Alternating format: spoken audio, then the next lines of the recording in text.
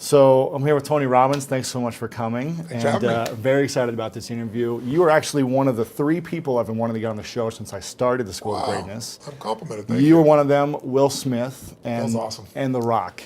I know them both for great people. great people. All 3 of you are extremely inspiring, and you're just up to such big things in the world. Yeah. And that's what the School of Greatness is all about. So I'm very excited to talk about your new book. Thank you. Money Master the Game. I am a very slow reader. And I've only probably read 4 books cover to cover. One's The Alchemist. Yeah, great book. One's The 4-Hour Work Week, and I'm almost finished with yours. Okay, I'm wow. in like This is quite an accomplishment then. It's a huge accomplishment for me. It's a big book for anybody. It's a huge accomplishment, but so interesting. And I feel like I've done a pretty good job of earning a lot of money over the last few years. Yes. When before, I never knew how to make money. Yeah. I was an athlete. Yeah. I was trying to make it to the NFL.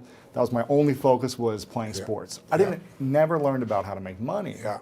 So when I was able to dive into this and really learn the ins and outs of making money, but actually allowing money to make money for you. Yeah, exactly.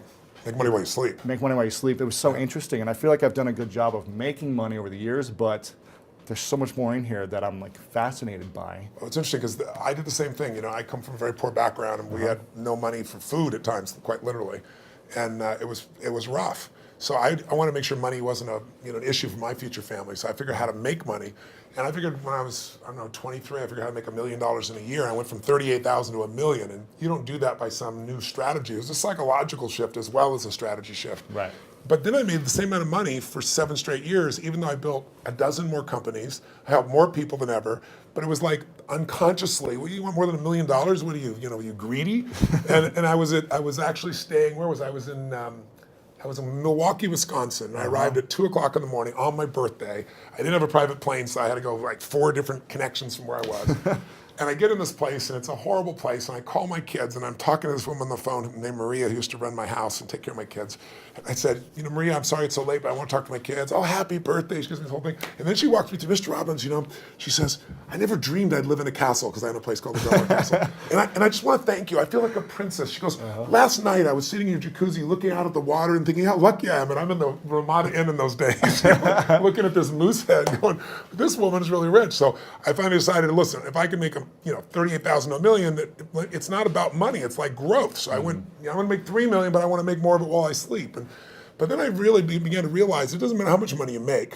It's really your capacity to take your creativity and stop trading time for money. It's the worst trade in the world. Everybody's a financial trader. Yeah. They don't realize they're a trader. They're trading time, and you can't get more time. So this book is how to take anybody, an average person, a millennial just getting out of college with a bunch of debt and saying, how do I really make this work? Or a baby boomer saying, how do I still retire? And the way I did it was I said, I want to interview 50 of the most brilliant financial people in the world. Because most people don't know that I've been working with Paul Tudor Jones, one of the top 10 financial traders in history, for 21 straight years, and he hasn't lost money in 1 year in 21 years. Right. We made money in the tech blow up that happened in 2000 and 9/11. In 2008, when the market was down 51% from top to bottom, he made 28% positive, right? Incredible. So every day, literally, he emails me, I monitor him, I come see him, I work with him, and he pays me 7 figures a year to be able to do this, and I've been able to continually help him go to the next level. But quite frankly, I've learned more from him, I think, than I could ever teach him. Right. And he helped me open these doors. So this book is the best from every self-made billionaire that I could find. Carl Icahn, I'm sitting down with this guy. He just made $2 billion in the last 18 months off a $30 million investment off Netflix.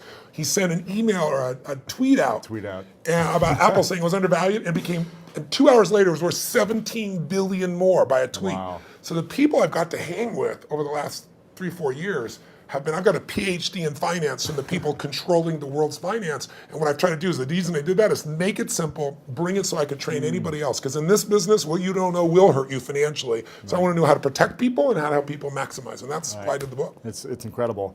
And what I want to know is why we weren't taught these things growing up. Me too. Tell me. Right? So if you were, if they were like, okay, Tony, we're giving you the key to the education system. Yeah. And how would you apply, what teachings would you apply into about finances, learning about this, how to generate wealth as opposed to trading time for money, but really leveraging it and investing it the right way? What would you start implementing? Well, the first thing you want to teach anybody, a child, a kid, anybody, is that you'll never earn your way to freedom. You just don't. You look around and you see, Kurt Schilling, if you remember from Boston Red Sox, made $100 million a year. He's broke, bankrupt.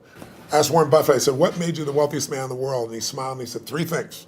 He said, living in America, great opportunities, having good genes, so I lived a long time, and he said the last thing is compounded interest. And we all know about compound interest, but I give the example in the book of this guy, Theodore Johnson, worked for UPS, never made more than $14,000 in income in his entire life in a year.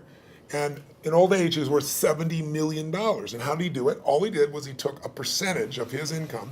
His percentage was 20%. Now, his family said, we can't save any money. But he met a friend who said, if you pretend there's a tax, and the tax just took the money away from you, and you never see it, the money just comes out of your account and goes in an investment account, you'll be financially free. And so he was disciplined. He didn't look at it. It happened. $70 million by compounding. So people's mistake is, and kids don't know this, adults don't know this, that you won't earn your way there, but you can compound your way there. Yeah. What I wanted to do is say, where do you put that money? That's the trick, right? That's the secret. Well, the first trick is actually doing. Almost nobody does. Right. The second trick is you really have to understand where you're going to get hurt, because the fees. the fees are just destroy people. You have a whole chapter about the fees. I was like, this is incredible. Isn't it wild? It's nuts. Like, you lose so much money just on the fees. Well, just so people have an understanding, 96% of all mutual funds never match the market. I mean, they never beat the market.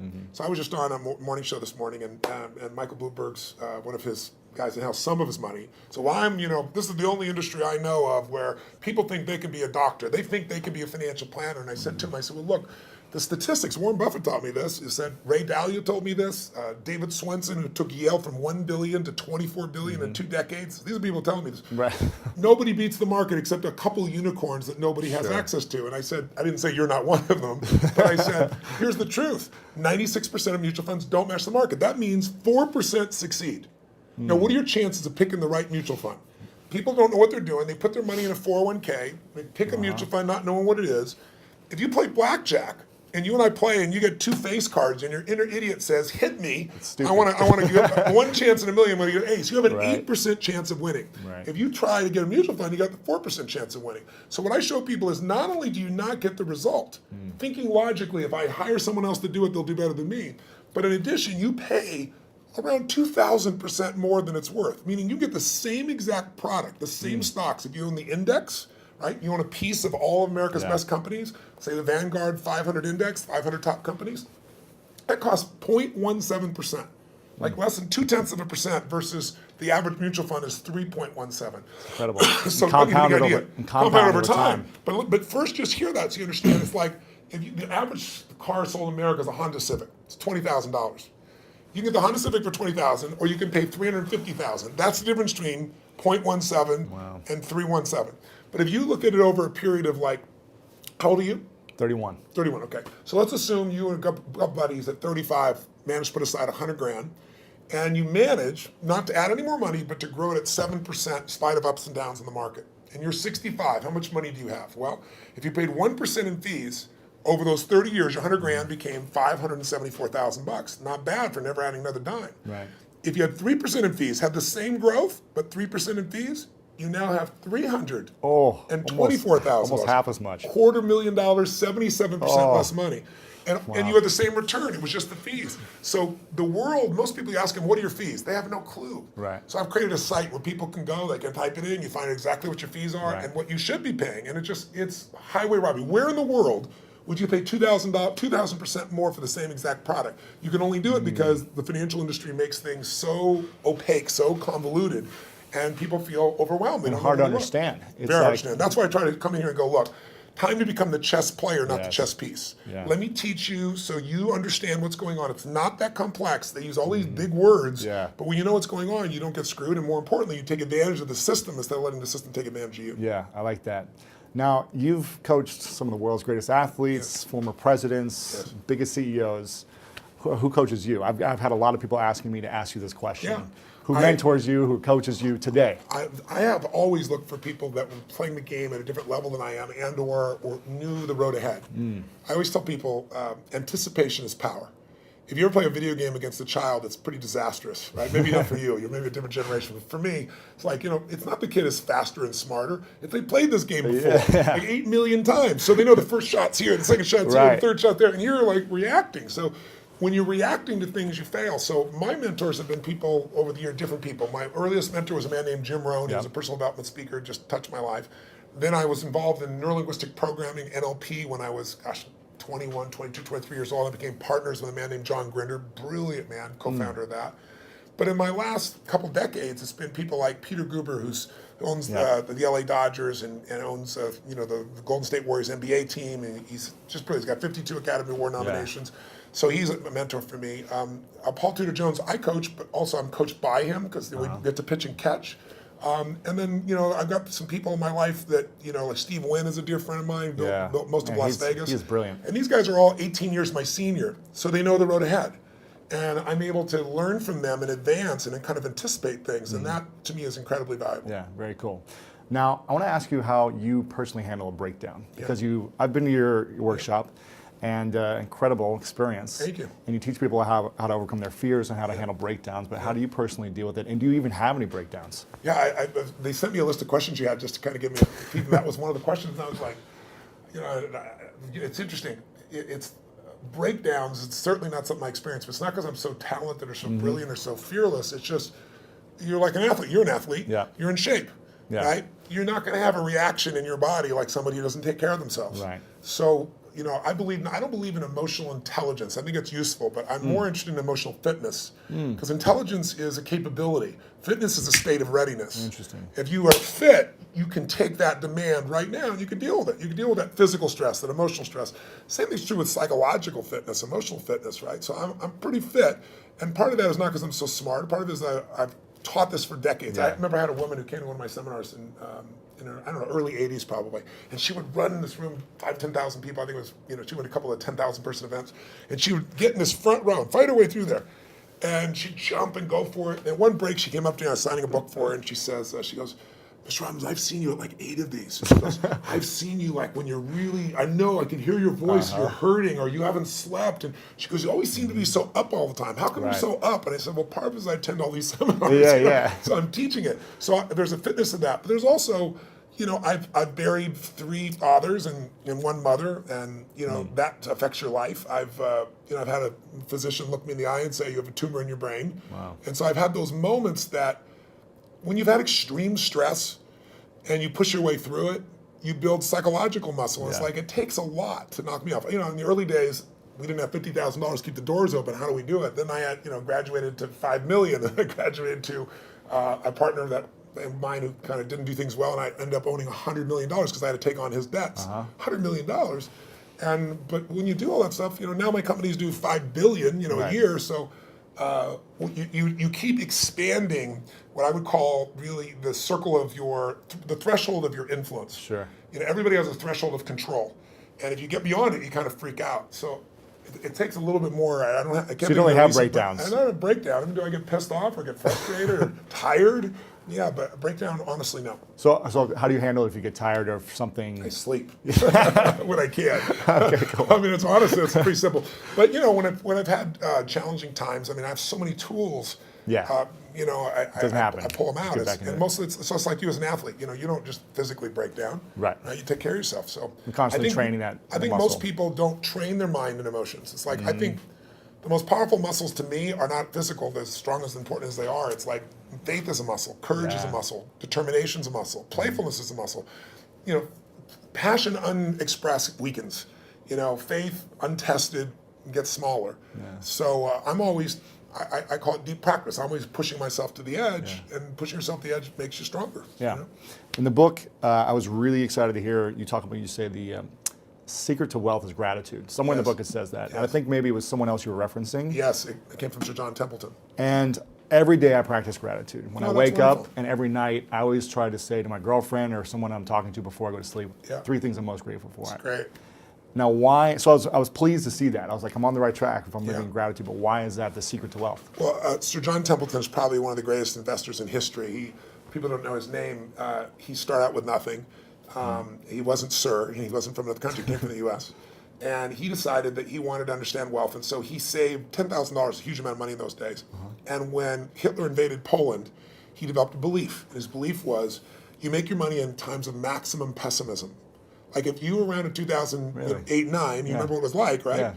You could have bought the Sands in Las Vegas, you could have bought their stock for $2.28. Today it's $67. Wow. It's a 3,000% return. It's not bad.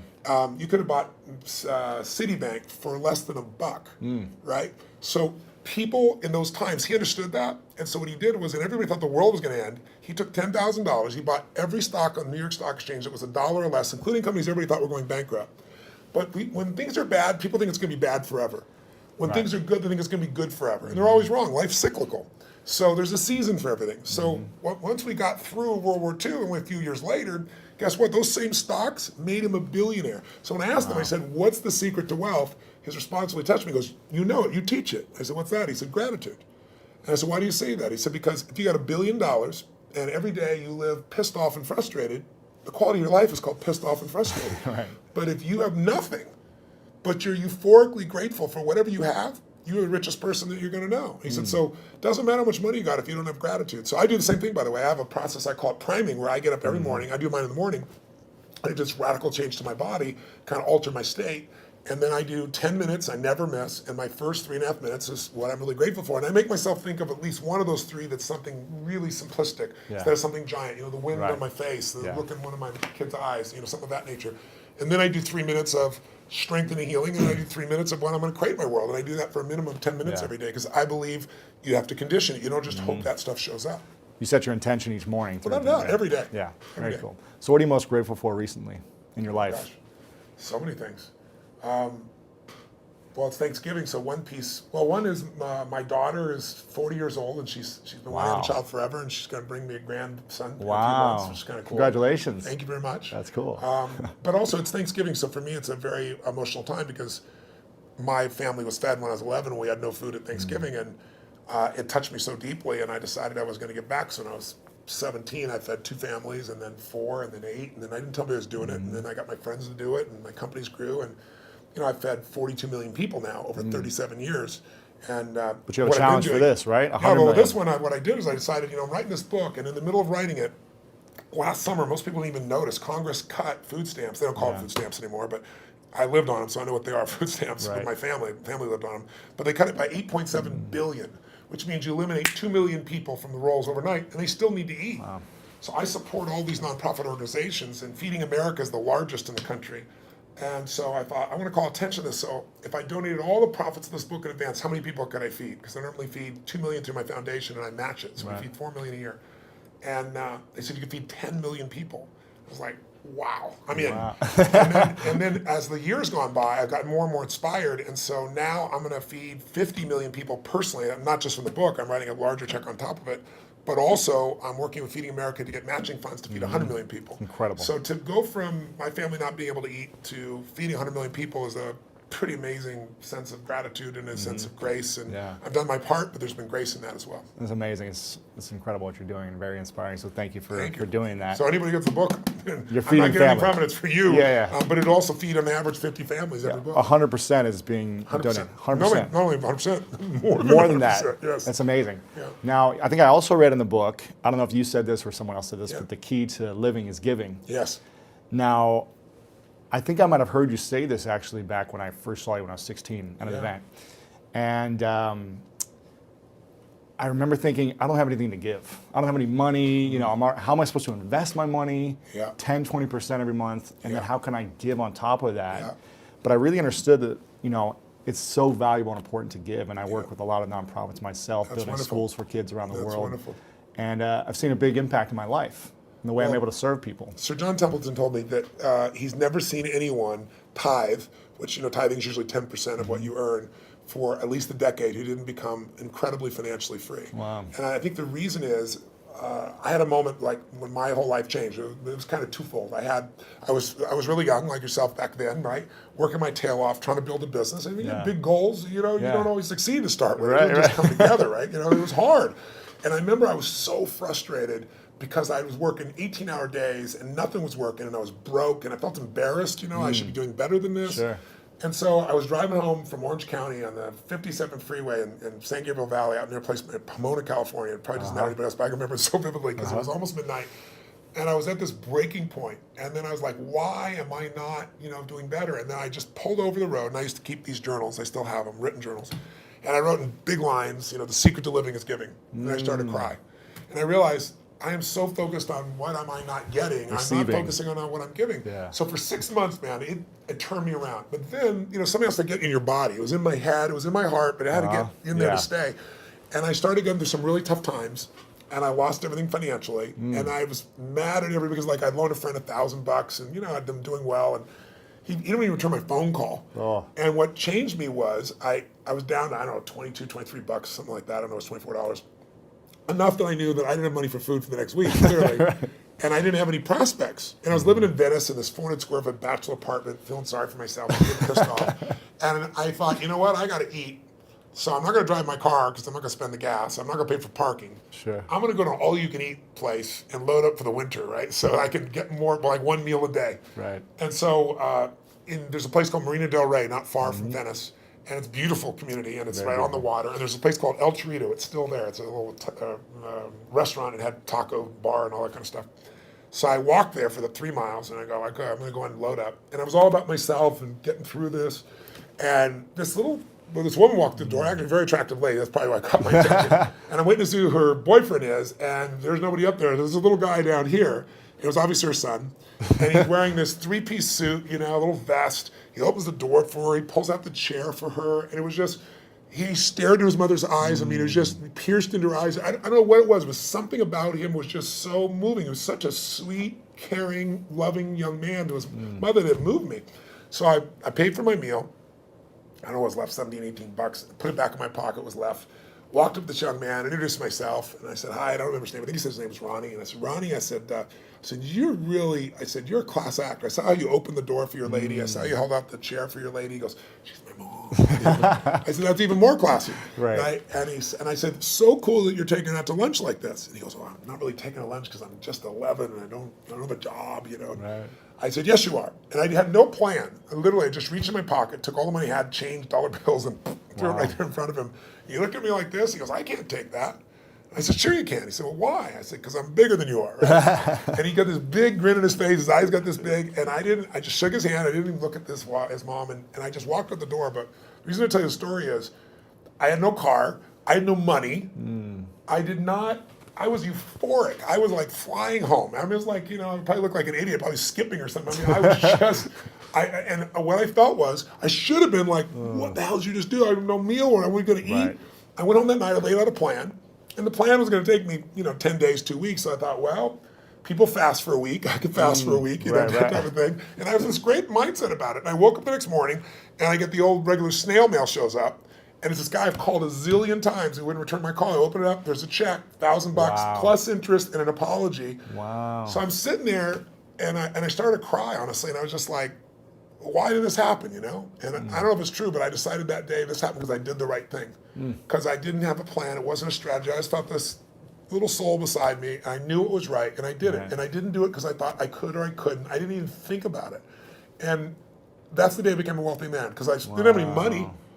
But scarcity left my body. And I had plenty of ups and downs since that time, in various times in my life.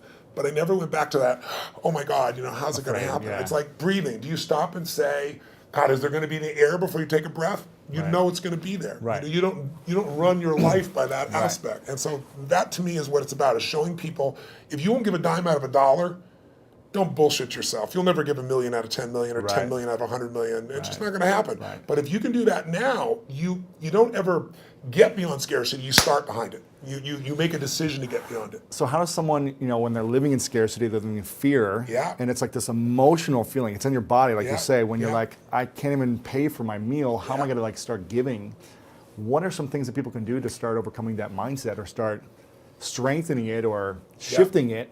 I'll tell you a couple things. I'll tell you what I did when I was first on my own. I got my mom kicked my dad out when I was 17. She was a very powerful woman. I had 4 fathers, so they all learned how to get the boot. She thought I was on his side, so she kicked me out next. I was 17. She chased me out with a knife. She wouldn't have hurt me, but I wasn't going back in the room. Wow. And so I had to figure out what to do. And I didn't have a place to stay, and I ended up staying in somebody's laundry room for a while, and then I started reading and feeding my mind, and then I developed this little system, and the system was really simple, and I tell people now, as I say, number one, every single day, you got to feed and strengthen your mind. Until you do that, you're always going to be in fear. Because fear is automatic. The human brain is designed for survival. It's not designed for success. Your brain is not designed to make you happy. That's your job. Right. And the only way you're going to do it is if you feed your mind, because otherwise weeds grow automatically. My coach, my mentor, Jim Rohn, used to tell me, he said, Tony, every day you got to stand guard at the door of your mind. You got to watch what's going in, because if you're not careful, stuff will go in. And he said, not all the times it's somebody who cares about you. He said, if your family, if your worst enemy puts sugar in your coffee, he said, what happens? I said, you got sweet coffee. He goes, what if your best friend by accident, or your family, don't mean to, they drop one drop of strychnine in your coffee, you're dead. He said, so life, sugar, and strychnine, and watch a coffee. Right. So every day I decided, I'm old enough, honestly, there was no internet those days. I'm pretty ancient. I used to go to the library because it's the only place you go. And I'd read biographies. I'd read people's lives, and it'd make me go, wait a second. As bad as I think it is, the greatest people in the world had it worse. Sure. So there's something here. So you feed your mind. Jim Rohn used to say to me, skip a meal, but don't skip reading. He said, read 30 minutes a day. I don't give a damn what it is. And today, I don't mean internet crap. I mean, read something, a biography, read something that's a strategy, read something that's going to change your life. And the second thing I tell people is feeding your mind's great, but you've got to also strengthen your body. And you do that as an athlete naturally. I learned to do that because fear is physical, right? You know where you feel it. And if you go work out, if you go lift, if you go run, even if you're out of shape, you just go for an intense walk, that experience alone changes your life. Every day of my life, the first thing I do before I do my priming, if I'm at one of my homes, I jump in some hot water for fun, and then I jump in freezing water. And I have, a river, in one of my homes in Sun Valley, and I've got cold plunges everywhere else. So I go in 57-degree water, boom. And what it does is it's teaching my brain, I tell my brain what to do, and it does it. It doesn't feel like it, doesn't want to do it, and every cell in your body is alive, right? So it doesn't have to be 2 hours worth of something. It can be something you do for 30 seconds, but it's training your body to be strong, because a strong body creates a strong mind, and vice versa. Yeah. The third thing I tell people is find a role model. It seems impossible till you see somebody who's done it. So, Ray Dalio is one of the greatest investors in history. The guy was a caddy, right? His dad was a jazz musician. His mom was a homemaker. He's worth $14 billion. He found someone to mentor him. He found multiple people to model. Right. You don't always find a mentor, but you find somebody you can model. And when you start seeing that somebody else can do it, and you see they really did, you start to believe, you start to get certainty. And then the fourth thing I tell people is it's massive action and constantly change your approach. And then it's find somebody worse off than you are and help them. Because when you do that, it gets you out of yourself. And that's what I really have people do. That's what we do at Thanksgiving. We have our basket brigade where 2 million people get fed. Amazing. Not the one I do, the one that I get people to do. And it's amazing. People go in there and they see, my God, I thought my life was tough, but look at this person's life. It makes you appreciative. It puts life in perspective. Yeah, very cool. Now, talking about feeding the mind, yes. If you could only leave 3 books behind, it's the end of your life. 3 books behind to your kids. Yes. And or the message to the world of here's the 3 most important books that you should read. That's tough. What are those 3 books that all the books I've read through? You can only pick 3. That's a tough one. I don't know if I can do that, but I'll tell 3 off the top of my head. I'd say Man's Search for Meaning, Viktor Frankl, because all of us in our lives are going to experience extreme stress. I don't care how much money you have. I don't care how much people love or respect you. You'll have your time. It might be a health issue in your family. It might be something happens to the economy. Something happens to all of us.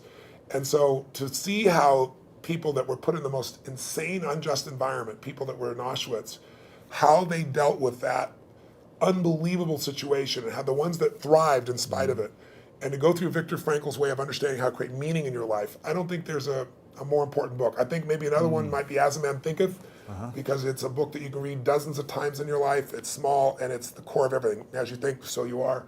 I mean, obviously the Bible is an extraordinary book, or whatever religious document a person believes. I'm personally a Christian, but I tell people whatever you believe, you need to practice it, whatever it is. Because there are many different ways of connecting, to what has created us. And then that's 3 already, but I'll give you one more. I think another one that's important would be understanding the life cycles of humanity. There's a book called Generations. It's a big book. It's, I think, 1,000 pages, 800 pages. Bigger than this book. Much bigger than this book. But it's a book worth reading because it shows you how, as every 100 years, 80 to 100 years, we run through the same cycles. Like what we've just gone through economically in 2008 happened 80 years before. And you can go through 1,000 years of Roman history and you see it. And when you begin to be able to anticipate what's coming, you know how to take advantage of the season. Some people freeze to death in the winter. People that are prepared might snowboard or ski and have a good time. So it's a brilliant book, and it's by Strauss and Howe. It's worth reading. Cool. All right. So those are 4. I'm curious. Why didn't you recommend one of your books? I don't think I'm the greatest book in history. I'm just teasing. I'd frankly have put some in an event. Exactly, yeah. Events are incredible. This is a question from your son. Yes. And I said, is there any question you haven't asked your dad Wow, that you're still curious about? And he said, yeah. He's pretty calm, actually. He's a calm guy. He's not outrageous like you. He's pretty outrageous. And he said, my dad does everything on such a big scale. Everything is big. Everything is huge, impactful. It's like the biggest it can be, the best it can be. Yeah. He said, but I wonder what's something small he's done that he's so proud of. So is there something small you've done? An example was you giving money to, that child was a great example of that. But is there something recently you've done that's so small that you're like really proud of? A lot of people don't think proud is a good term. I think it actually is. Ego is edging God out. That's when you make shit up to make yourself feel good. But I think if you've really done something, you have, and no one could take that from you. And so I'm proud of who I am as a man. I'm proud of the things that, what goes on when the camera's not on. And there are people around me all the time that will tell other people stories about what I'm really like, so I don't have to communicate that to people. It gets shared. So I don't know. There's so many things in life. I don't measure them as big versus small. Sure. My wife was somebody who would see one person and be thrilled, and I had to see 10,000. I think so. She's balanced it out for me. I feel like life is short, and while you're here, I want to have the most impact that I can. So I go deep and I go wide. Right. But every interaction to me is an important interaction, and sometimes that interaction is just being kind. I know it sounds stupid, but kindness can, to the right place at the right time. Somebody can be suicidal, you don't know it, you're being kind, and it changes their state. Yeah. It's an interesting story of there's a gentleman who wanted to kill Nixon, and he couldn't get access to Nixon. It's a true story. And so he wrote a journal, that's how we know the details of it, and he decided he's going to go after Wallace, and he's going to shoot Wallace, and he actually did do that shooting. And when they read his journal, it was fascinating. He didn't want to kill Nixon because he didn't like him or Wallace.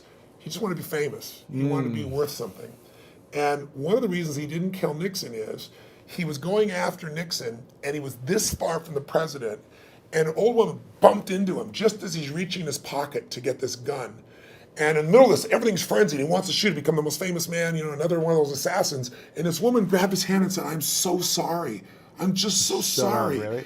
And he said in his journal afterwards, his hand was on the gun. Wow. And her looking in his eyes with this love in her eyes and this kindness in her eyes, he said, "I couldn't make her witness that," and he put the gun away. Oh, man. That saved Nixon's life.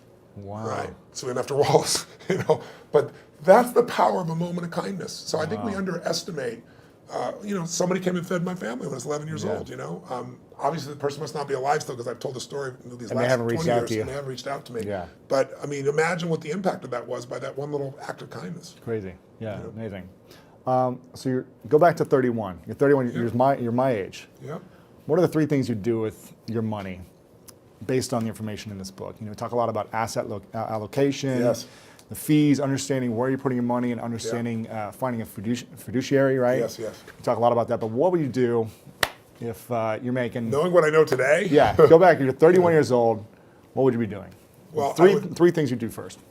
Well, you have a good income, so we're talking about you. Yeah, right? sure. Okay. So you're making 6 to 7 figures. Great, that's wonderful. Yeah. So what I would do in that range is I would take and I would model one of the best masters. If it was me, one of the people, asset allocation, so people are clear, is the one thing that I met with David Swenson. He took $1 billion, turned it into $24 billion in 2 decades, in 20 years. Just mind-boggling. $1 billion a year, right? Just think about that level of doubling. It's just mind-boggling.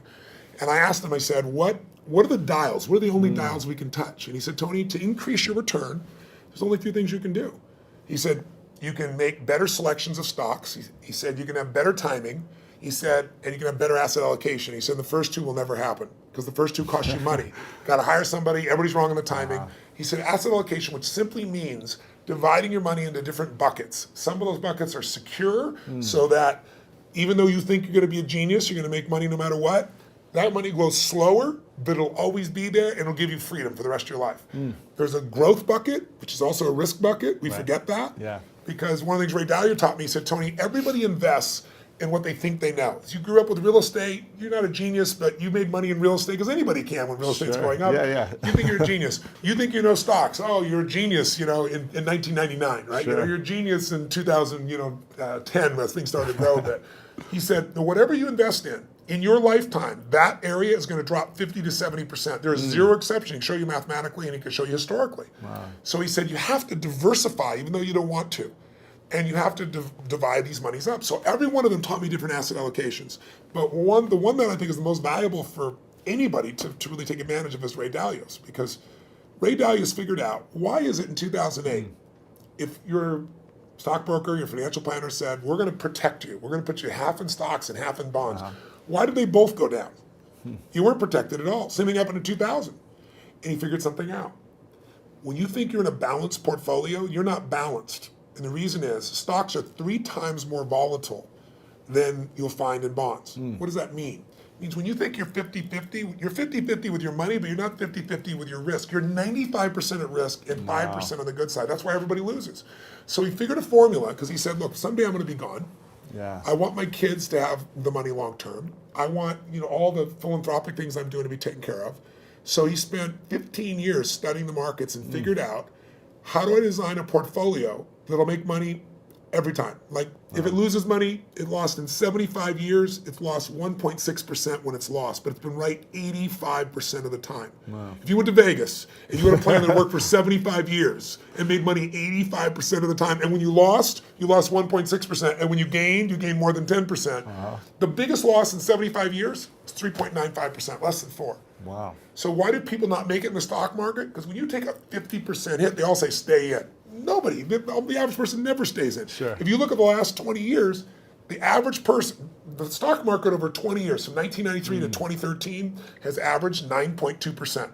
Pretty cool compounding. You double your money pretty damn quick doing that. Right. But the average mutual fund investors made 2.5%. Ooh. Why? Because they freak out, they sell when it goes down, they buy when it's looking good, which is the wrong time to buy it. They don't know what to do. So what Ray Dalio's strategy does, and by the way, he's never shared this strategy ever publicly. And he gives it in here. He gives it in here, which is mind-boggling. Now, Cool. I pushed him, I teased him, I cajoled him. In the end, I said, look, you're not taking any more money, help the average guy out. He lays it out. You can do it yourself, or you can have someone else do it for you, but it takes 15 minutes a year and 85% success over 75 years. Wow. And I could take any time period, the last 30 years. He lost money 4 times. One of those was 0.003%, so it's really break even. So, and again, the most he ever lost, less than 4%, average 1.9%. Right. So if you're looking for a plan, I'd put some money there. Then the other money that I would do is I'd take some of that money and I'd look at what are the biggest trends. I have a lot of my money also in senior housing, and the reason is twofold. It's a demographic inevitability. There's this giant wave of baby boomers, and there isn't enough senior housing to take care of them.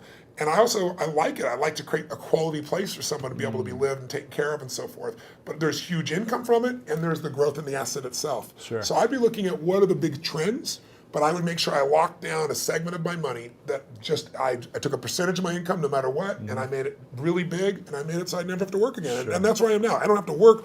And what's ironic is, when you interview people that make at least $750,000 a year, right, just under $1 million, 80% of them say they'll never retire.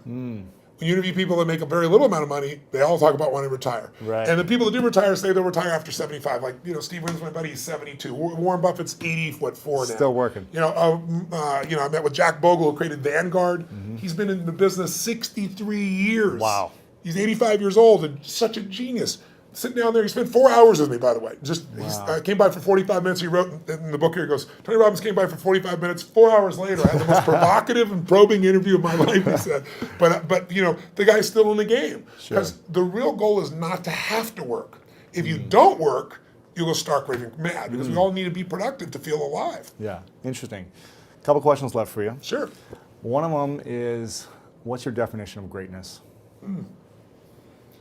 I don't know. I think everyone has greatness. I don't like that separation. I respect it, because in sports, I think it's really easy to measure. But sports is one aspect of life. I think everyone has the opportunity to be great. To me, being great is being outstanding, to stand out from all the rest. And as you know, in sports, it can be by a few microseconds, right? In the Olympics, it can be a nose hair, and you stand out. If you stand out, you show other people what's possible. Not everybody likes that. Some people get angry and think you're showing them up. Other people get inspired. I've always been inspired by somebody who's the best in the world at what they do. And so I think greatness is somebody who just will not settle and finds a way to do, be, share, and create in life what they want, as opposed to fitting in. I think most people are trying to not be rejected. I wrote in this book, I took a quote from Aristotle saying, how do you really live your life? Well, if you don't want to upset anybody, it's really simple. Don't do anything, don't say anything, don't be anything, and everybody will like you. You know? But if you want to have a quality life, I think you just have to put yourself on the line. And so to me, greatness is people that put themselves on the line, they keep growing, they won't settle. So what's next for you? What are you still up to? I mean, why are you going after inspiring 100 million people, feeding 100 million people? What's next? Why not? Right? It's like, what else are you doing in your life? I look at, there are lots of challenges. I mean, this is a problem I wanted to go after. It's a problem because people are being abused by a system that nobody means to abuse it. It's just, it's not an evil system. It's just, you have large corporations that are set up to make a profit, and that's their job. They're not set up to make you as an investor more profitable. So they take care of their shareholder first. So they get all the fees they can. They manipulate the system. So I want to give people freedom. To me, that's valuable. But, what I do with my life is I look at what I see that moves me. I mean, I always tell people ask me about speaking, they say, how do you be an effective speaker? I said, don't speak about shit you're not passionate about. And that you don't have a true edge where you can help somebody. If you can add massive value and you're passionate about it, then talk about it. Otherwise, shut the what up. That's my view. So when I find things that I'm very passionate about, I like to go deep. I think we live in a Facebook world, a Twitter world, a tweeting world, texting world, where people are, by technology, not realizing they're becoming more and more shallow. I mean, there are people ending relationships by texting now. It's like, just, are you kidding me? They go, why is the person upset? I can't understand. Did you see this? I texted you. And I look at them going, are you kidding? But technology is making us think that our Facebook friends are our friends. I mean, give me a break. There's only a few friends you can go deep with. You can't have 10,000 friends and go deep. And I think a lot of people are dissatisfied because technology is making us go faster and faster. So I look for things to go deep in. And I think in our lives, there's a few areas that matter. Your body, your emotions, your spirit, your relationships, your economics, your business. Those half dozen or so areas I like going deep in, and I'm going to keep doing it. Sure. Chad Moretta asked me he said, all the interviews you've done lately for promoting this book, they've been very intellectual. And he said, I'd love to see you get him in his physical state and show your move. So in a second, I want to see if you'd be open to doing a thumb wrestling and getting into state so we can show people how you do this. If you're open to it. If you're open to it. In a second. You go to getting in state. Getting in state that's not what it's about. So go ahead. I would love to see how you get into it right before you go on stage or whatever. I don't go to state to thumb wrestle. Trust me. Arm wrestle? Yeah, no. But before we do that, if you're open to it, I just want to acknowledge you, Tony. I think it's you've had a huge impact on my life and so many people. I posted last night. I'm going to be interviewing Tony. Is there any questions you guys might have? And hundreds of comments and questions of people saying how you've impacted their lives. So I just want to say thank you for creating the spark for so many people, including myself when I was 16 and watched you for the first time. Where did you come to the seminar? It was in St. Louis, Missouri, at the Javits Center back in the day. It was. I don't think it was UPW. It was like it's a one-day event, wasn't it? It might have been 1 or 2 day. I remember it was like Donald Trump was there, Dick Vermeil, like a lot of people were there. And I remember my dad bought us floor seats, like probably halfway back on the floor. And there was a moment where you walked out, and you came out and you walked right next to me. And I remember thinking, first off, wow, you're really big. You're pretty big yourself. I was smaller then, but I remember thinking, how, this is so inspiring that someone can take an idea of what they want, their vision, and create it and manifest it into speaking in front of thousands of people and really adding so much value to the world and so many people's lives. And I remember then thinking, that's something I would love to do one day, is be able to turn a vision into reality. And, so I want to acknowledge you for creating the spark in so many people. Every workshop you provide, so many people are moved and changed. And so I think it's so powerful what you've created, and I want to acknowledge you for that. I really appreciate it. That's I'm glad to know that was one of your triggers. That's very cool. So, thank you. Very cool. I'd love to do this move if you could do it. If you're open to get it up.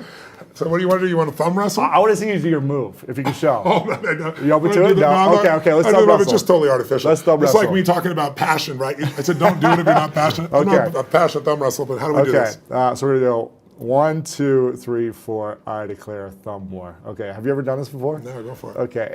Oh, we'll just do it? You got to get my thumb down. You got to hold it for 3 seconds. Okay. You got big hands. Okay, is this going to go on for 20 minutes? Oh, you got me. I think you gave got it to me. You gave it to me too easily. Tony Robbins, thank you so much, man. Thank I you. appreciate it. Thank Thank you you so much. Continue your great works. Thank you. Awesome. I got to give you a hug. Oh, you got it, man.